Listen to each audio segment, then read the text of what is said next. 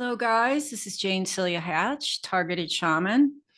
I'm a former journalist and whistleblower, and I'm also a shaman and a psychic and an intuitive, and I'm also targeted for being a whistleblower in Bath, Maine, for some of the stories I was exposing up there, including some related to Maine Yankee nuclear plant and others related to Bath Ironworks, which is Maine's largest private employer. I won't go into all that, but I was targeted after some exposés I did up there. They were polluting the environment, and there was a lot that went to it. And I was very naive, like I said in my last video, did not know this was going to happen. But anyway, I have gone on from there and I've become a writer. I just published a memoir, The Land of Broken Crystals, which is about my experience in family court in Maine. And now I am writing a book about Princess Diana, which is why the subject of the coronation is close to my heart for many reasons. I also grew up seeing Princess Diana from when I was close in age to her.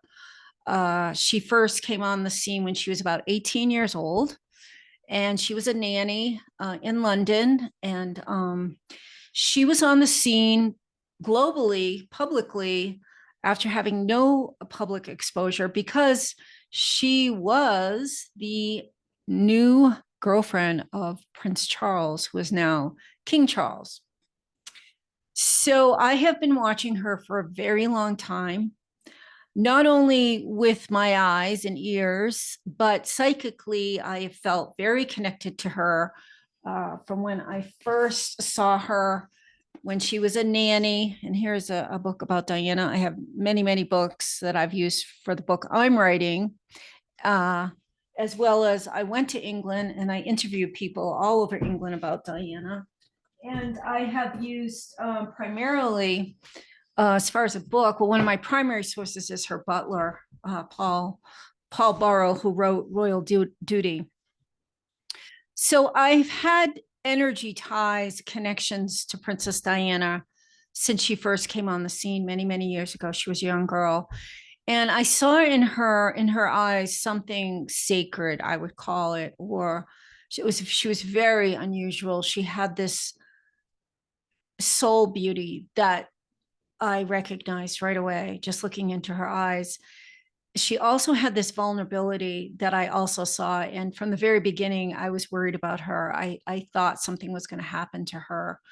From the very beginning, when she was one of the first videos of her and photographs was from a photographer who took a picture of her in the park. It's called the Liberty Skirt image, and she's in a park and she's wearing this very thin skirt, and it goes all the way down to her ankles. I mean, it was modest in many ways, but the photographer got a picture of her just when the light was coming through from the back, and it showed her legs all the way up.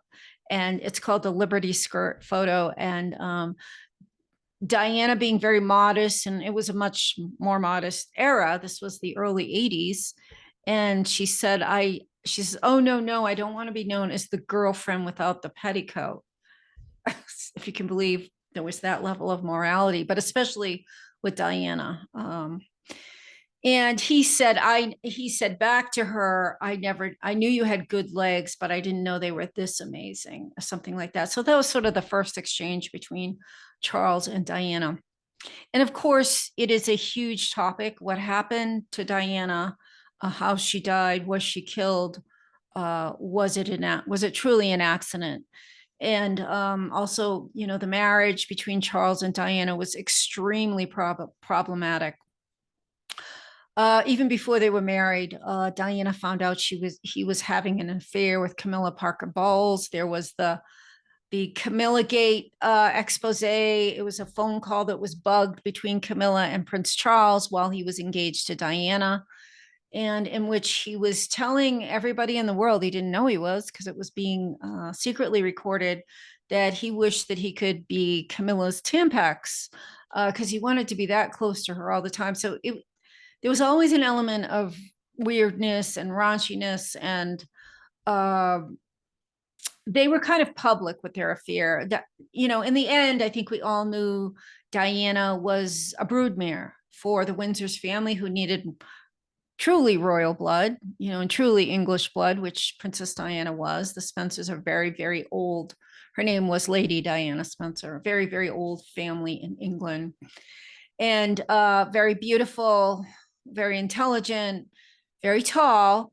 The Windsors are sort of, what did she say? They had a height problem. Diana would say she would call them the Germans too, because they're German. They just adopted the name Windsor from a castle. They just, you know, dropped their German name and said, we're going to be English. And they weren't, they're German. So they needed English blood. They needed someone tall. They needed someone intelligent. And back then she had to be a virgin. I mean, I know it's changed. Kate Middleton certainly wasn't. And Meghan Markle certainly wasn't. She was married at least once. So things have changed. But even in Diana's era, which is sort of my era, on that level of the aristocrats and the royals, she still had to be a virgin. So Diana was everything they had dreamed of for bloodline. And that's all she was to them, was bloodline.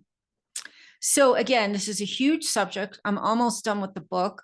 The book is about Diana's, what happened to her and her mother when she was the same age I was at 7 years old in a custody battle. Her mother lost her. And I believe this trauma led to a lot of her eating disorder, even her choice of men that didn't really love her. She had the illusion of love. There was a lot of parallels in our life.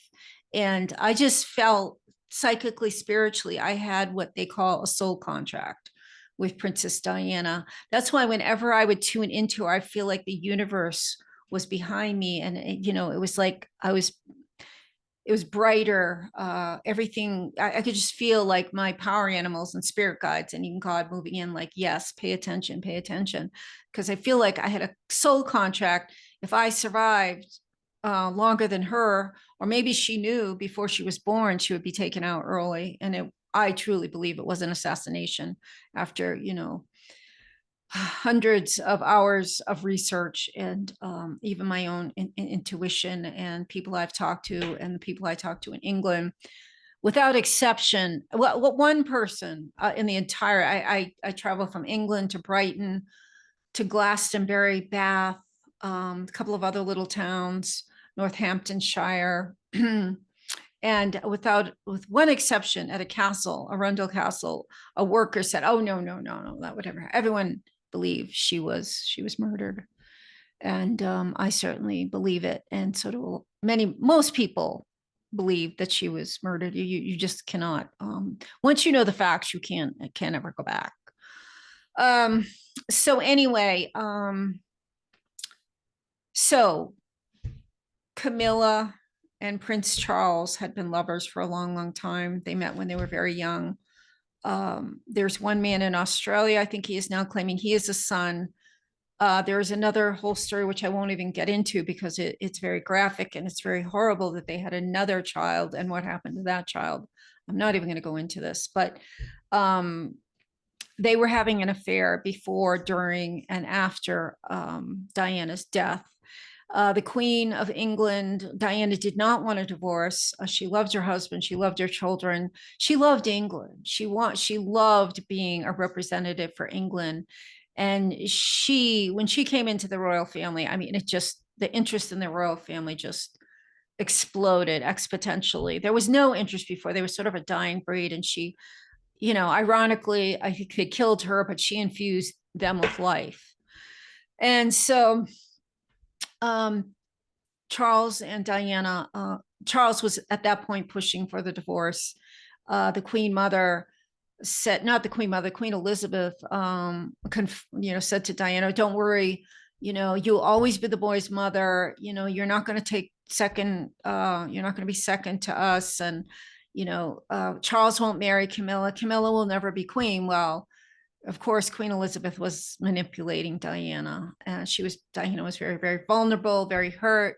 She didn't really want the divorce. She wanted her family together. And so the divorce came about. I think it was, 1997, she died. I think that was not long after she was divorced that she was assassinated.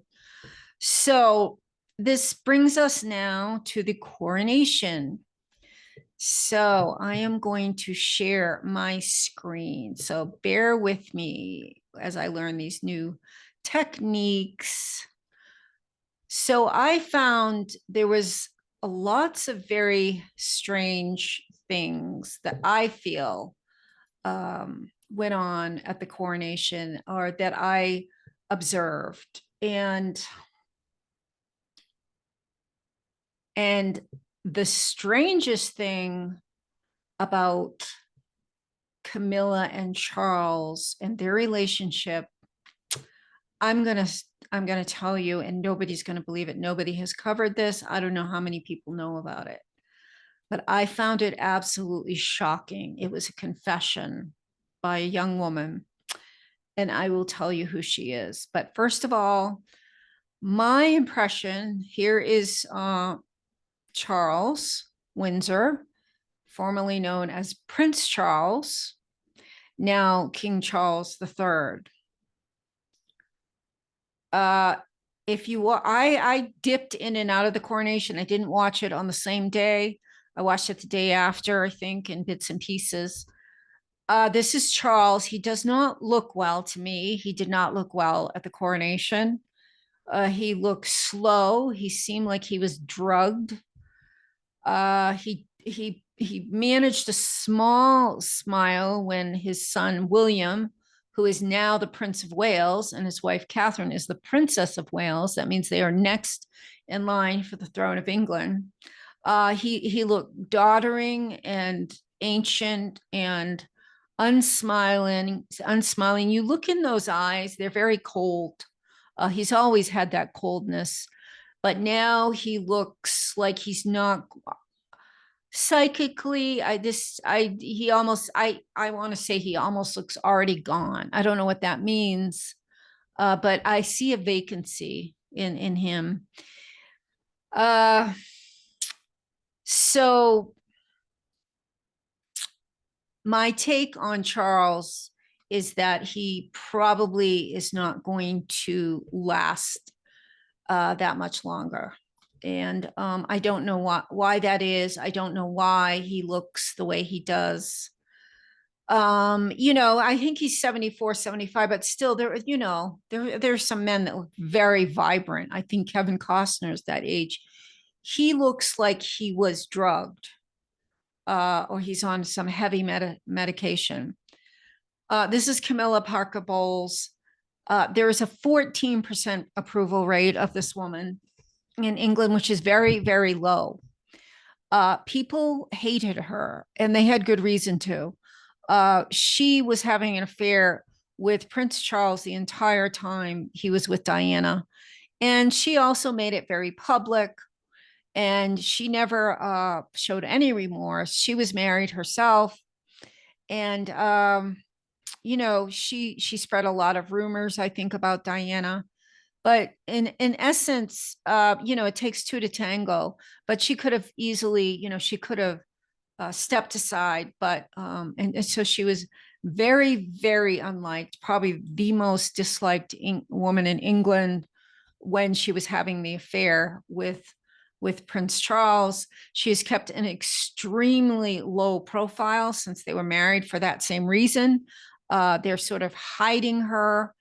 And she looked absolutely ridiculous at the coronation, in my opinion. She just had this very strange smile, and she just kept moving her hair a little bit because, like, the crown. And she looked like she did not feel comfortable there. She didn't want to be there.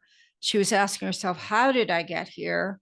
The woman, compared to Diana, or almost compared to anyone, displays sort of zero royalty or stature or any of the qualities you would want. I don't think the Windsors have any true, deep royal qualities as far as their personalities.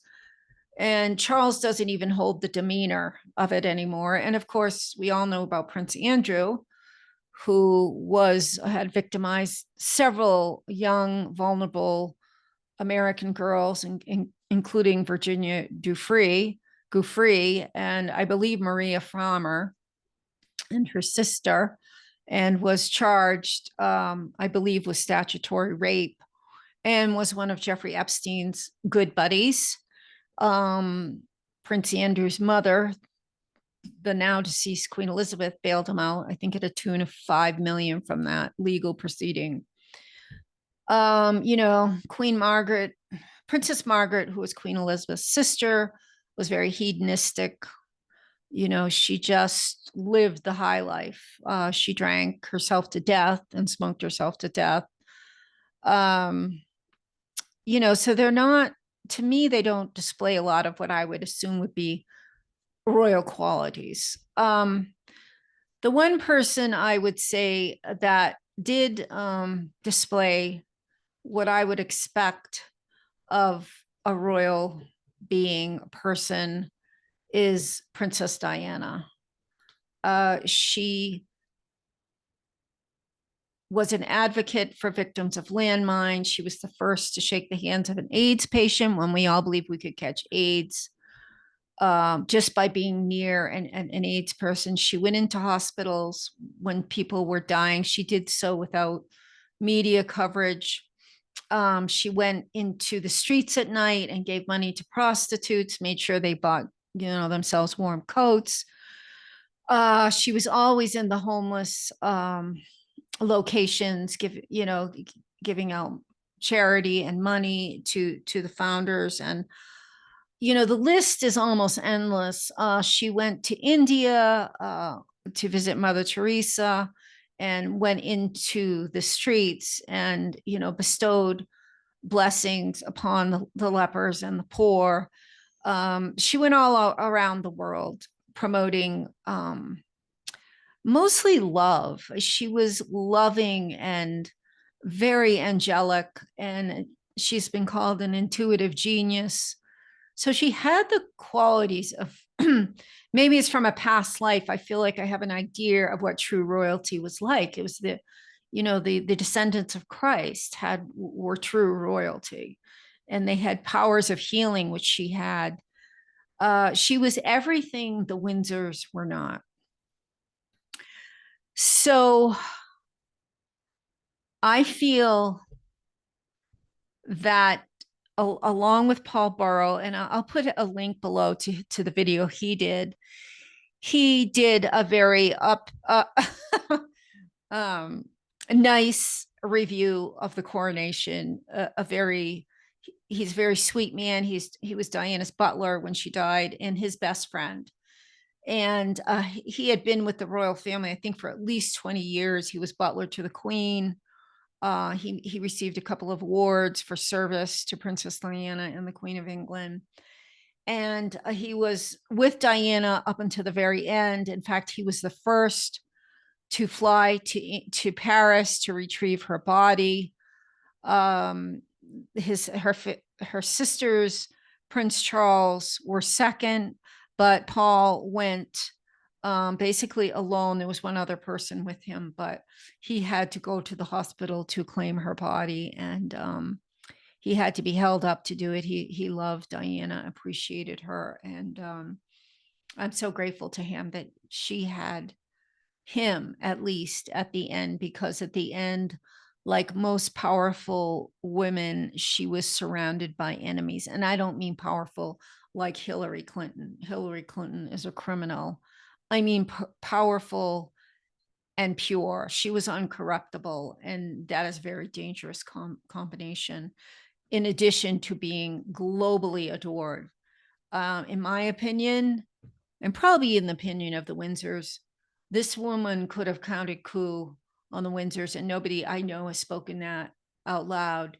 But she had the world behind her. She was adored, and they knew it. She had so much power, and they knew she was dangerous. She had lifted them up and fused energy and life into the dying Windsor clan, dying in popularity. And then there's many reasons she was killed, but one, she was gaining too much power. So and my book is almost done. I'm hoping I get it out there soon. I think I agree with Paul Burrell.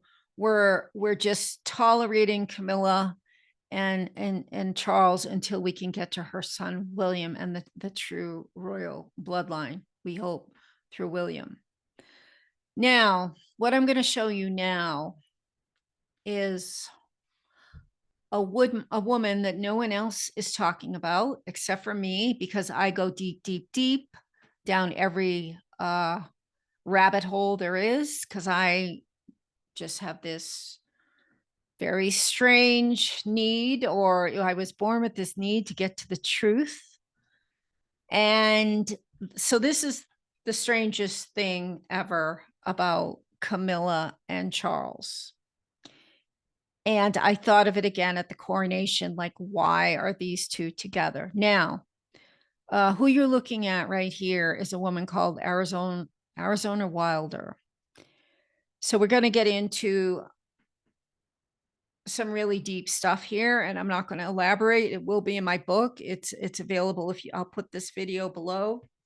You can watch the whole thing. Arizona Wilder, like Jeanette Archer, and like more and more people coming out, is a survivor of satanic ritual abuse, which is epidemic across our world. And she claims within the royal family, including Prince Charles and Camilla and Queen Elizabeth. And she's not the only one. You know, Jeanette Archer is another satanic ritual survivor, and she is hosting a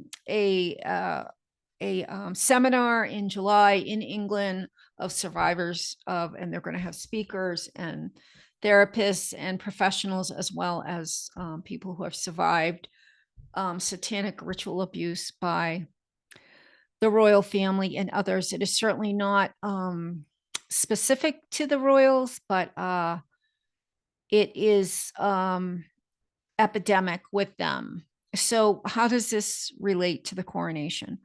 Well, this woman, Arizona Wilder, who was inside the Illuminati, she says she's now disappeared. After she did this interview, she has disappeared.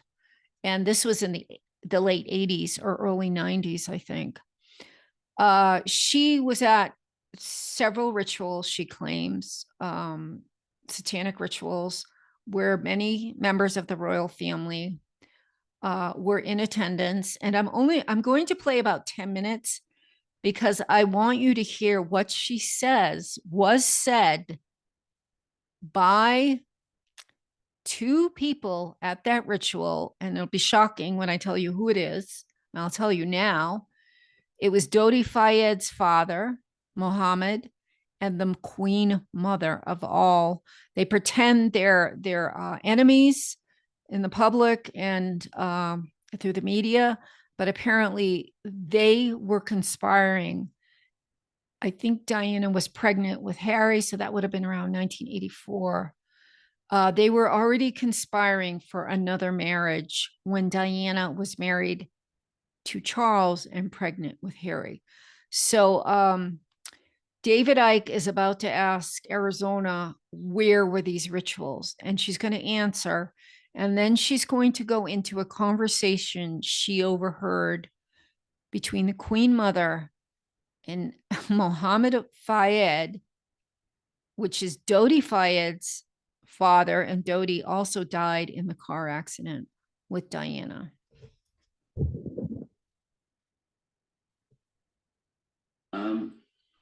Where do the rituals take place that you've been involved in, involving the British royal family? Glamis Castle, Stonehenge, Balmoral Castle. I have reason to believe there's a church, and I think it may be Westminster Abbey. And there is a Mothers of Darkness castle or chateau in Brussels, Belgium. They've been there too. And also in France, the Marquis de Libero Pindar has a castle in the Alsace-Lorraine region of France, and I believe it's in the Alsace region, that he uses. And there are certain rituals done at that castle down in the dungeon part of that castle, and there's an entrance down there to underground places in the earth, and there is a natural formation of rocks that kind of glow green, and they keep menstrual blood in that formation, and this green there are smaller, less developed little Just he trying. was involved with Camilla Parker Okay, Bowles. I skipped too far ahead. Warm. It's very warm down there into this entrance, and these eggs are kept down there incubating, and they are the reptiles' eggs, and She explains what she's that's where talking they about, keep them. but I'm not going to go What are into your that. memories of conducting the rituals for the royal family? What happened? What were they doing? One thing that sticks out in my mind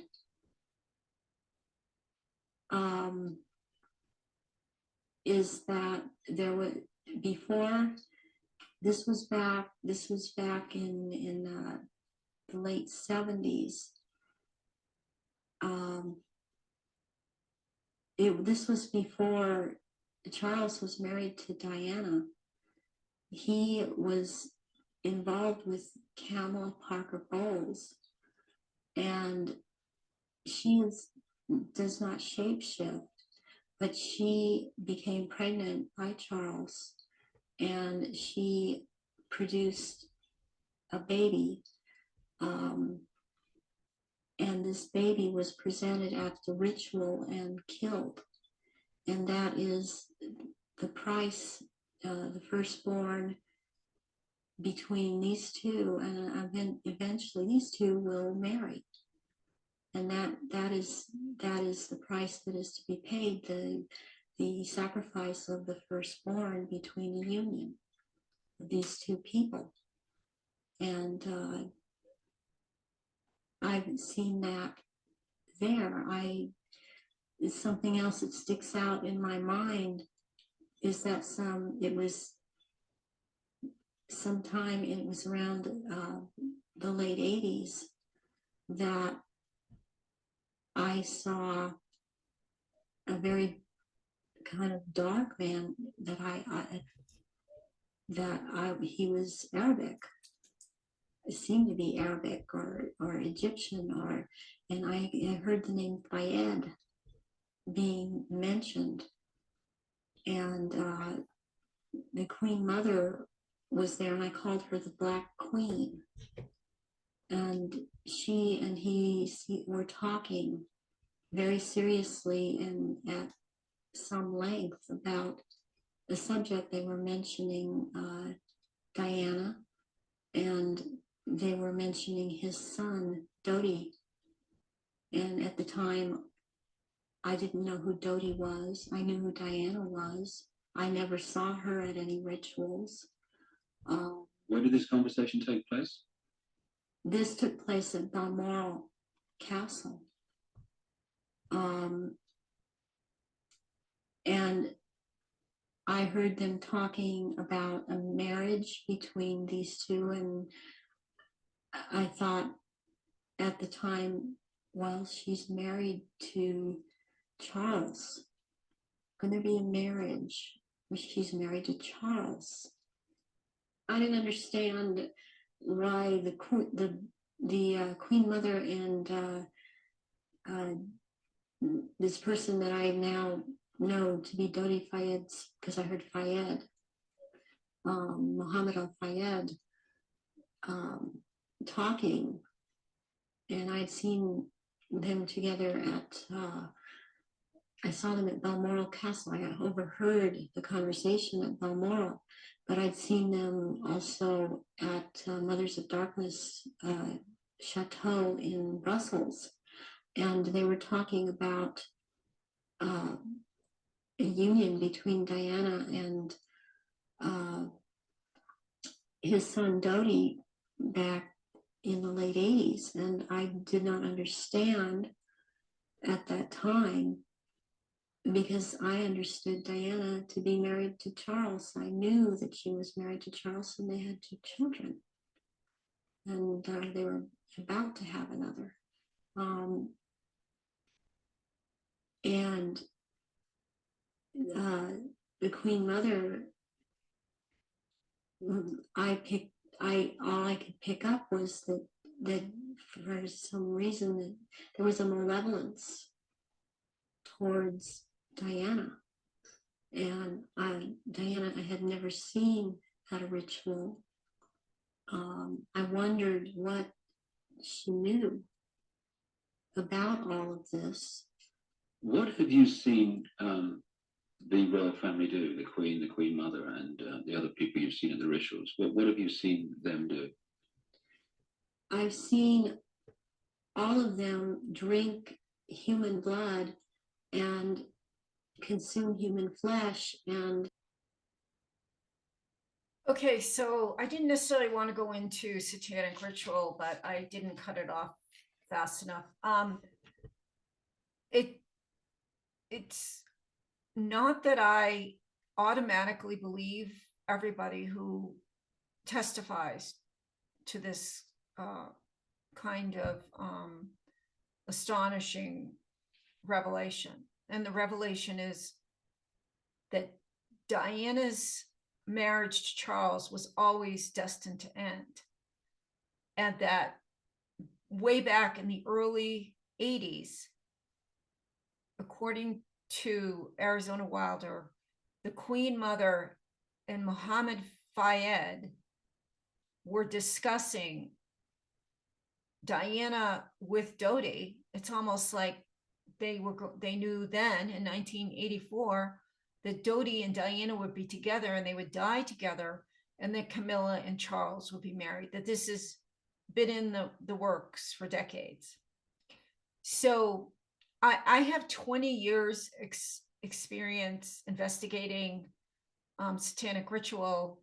I've read books by survivors, including Kathy O'Brien and many other women. It is epidemic throughout the world, in America, in England, and everywhere. So what Arizona says is not shocking to me in the least, but I didn't want to include those last the 2 phrases. She said, I wanted to set the stage based on Arizona and many other people. There's lots of other people that have written that this was a ritualistic sacrifice. And there was many that Diana was the representative of Isis, and Dodi was Osiris, and supposedly she was pregnant, and that was Horus.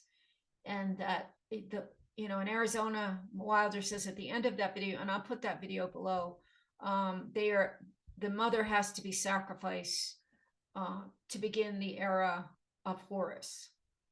And I am seeing that globally too, mothers that are being children taken from mothers, because you have to get rid of the loving mother to damage children to the extent they need to be using children in trafficking and all kinds of, the global pandemic to me was a huge satanic ritual where many people died. So now that I'm saying all these things, I think I'm going to need to put this up on BitChute and Rumble as well, because if I could edit out that comment I just made, I would, because it's going to be picked up on YouTube. But I'll keep it up as long as I keep this video up as long as I can. So my revelation is Arizona Wilders revolution and eyewitness testimony before she broke free of the Illuminati. We don't know if she's died or what has happened to her, but she was tortured to become what they called a mother goddess. And again, Satanists usurped the most sacred thing to humanity is the mother energy. They take everything and corrupt it. She escaped. She was trying to save her 2 children. But that is the context for Camilla, King Charles, and Queen Camilla, that this has been in the works for decades. Diana was never going to live beyond giving birth to her, much more beyond giving birth to the heir to the throne, the next heir to the throne, William.